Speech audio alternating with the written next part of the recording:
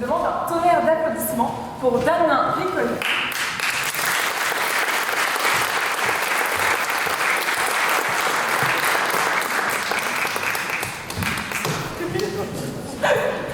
Qui va donc discourir sur le sujet « Le hasard explique-t-il notre rencontre ?» Bonsoir à toutes et à tous. Je m'appelle Damien Récollet et je suis particulièrement content d'être parmi vous ce soir. Alors, on a tous nos raisons d'être venus. Pour ma part, je célèbre mes 1 an de participation à l'aventure. Et ce sera ma dernière édition, parce que j'arrive dans ma 30e année. Mais pour certains d'entre vous, c'est le doute quant à la participation ou non qui vous a poussé à venir ce soir. Alors, puisque certains doutent, permettez-moi humblement de vous faire part de mon expérience.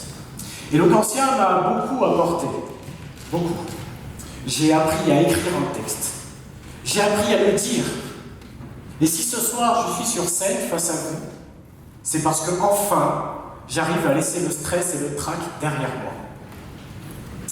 Mais là n'est pas la question.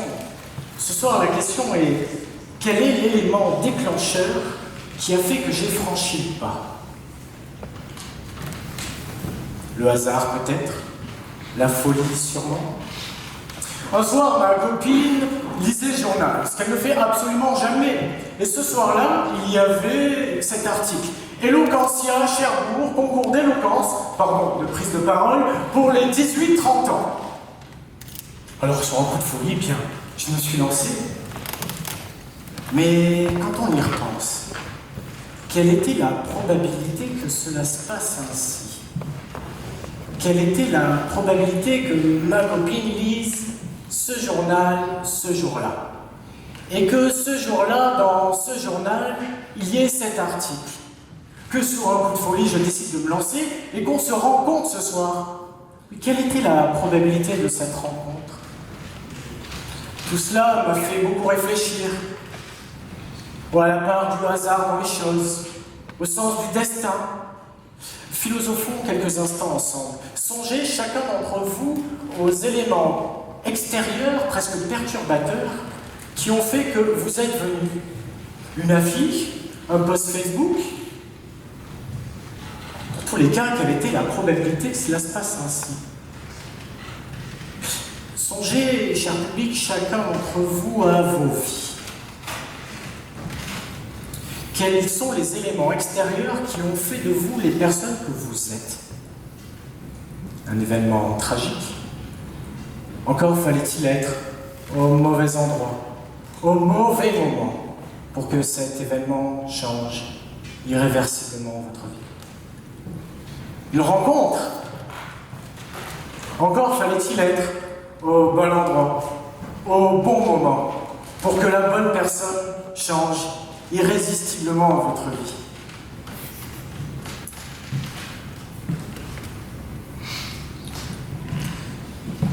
Cher chéri, tout se passe comme si nos destins étaient liés, entremêlés, voire tissés dans des liens de causalité au nombre infini.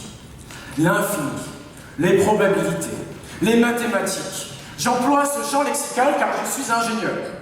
Et nous autres ingénieurs aimons les nombres. Parmi eux, mon nombre préféré est le nombre pi. Pourquoi? Parce que pi recèle en lui-même une information capitale pour l'univers. Le rapport entre la circonférence et le diamètre du cercle. Et pour cela, pi contient une infinité de nombres près la virgule. Une infinité. 3,14, blablabla. Jusqu'à Tataouine et au-delà. 3,14, blablabla. Une infinité de nombres. Est-ce que vous vous êtes déjà représenté l'infini? Faisons une expérience de pensée pour cela.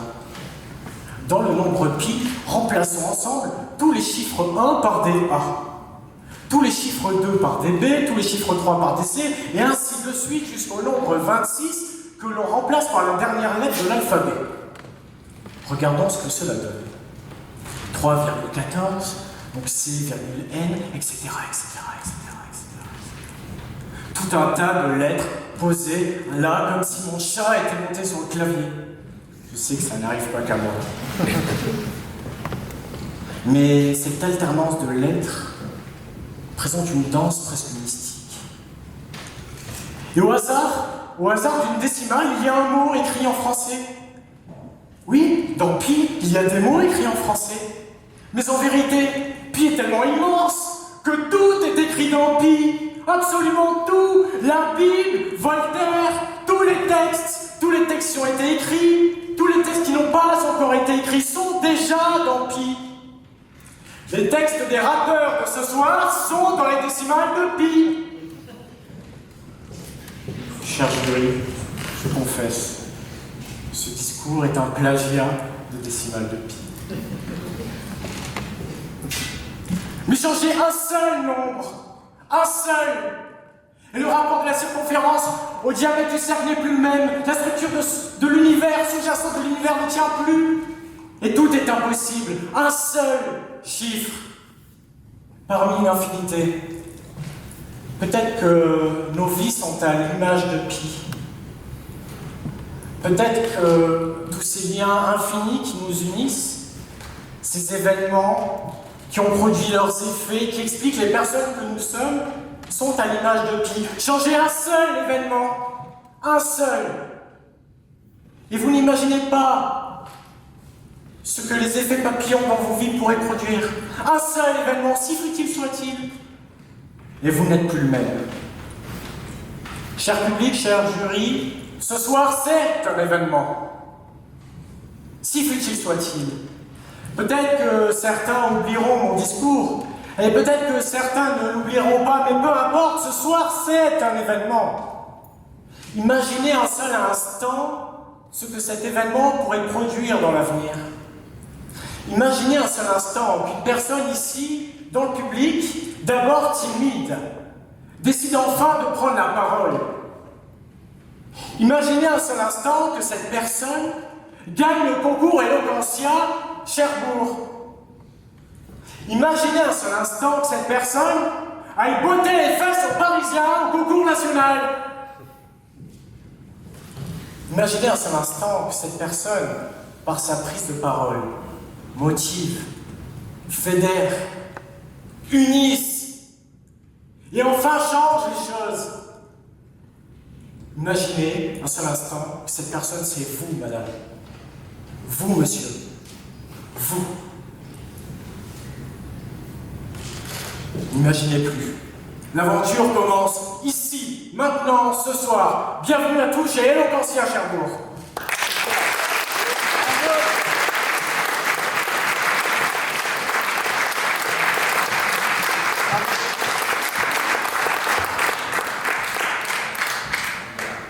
Un grand merci à toi, Damien, pour ton très très beau texte. Je le rappelle encore une fois sur le sujet « Le hasard explique-t-il notre rencontre ?»